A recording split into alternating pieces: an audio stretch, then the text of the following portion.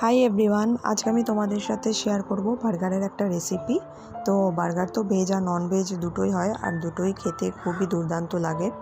তো আমি যেটা বানাবো সেটা হচ্ছে এগ বার্গার। এটা বানানোর জন্য প্রথমে যে গোল গোল ব্রেডগুলো হয় সেগুলোকে মাঝখান দিয়ে কেটে নিয়ে দুটো ভাগ করে নিয়ে আমি এখানে ফ্রাইং প্যানে সামান্য ঘি দিয়ে হালকা ভেজে নিলাম।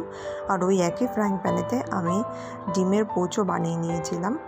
এরপরে ব্রেডের একটা স্লাইসের ওপরে আমি কেচাপ লাগিয়ে সেটাকে ভালোভাবে চারিদিকে আর কি ছড়িয়ে লাগিয়ে দিলাম। আর তারপরে ডিমের পোচটা ওর উপরে রেখে আর স্লাইস করে কেটে রাখা শসা, টমেটো আর পেঁয়াজ দিয়ে সুন্দর করে একে একে সাজিয়ে নিলাম।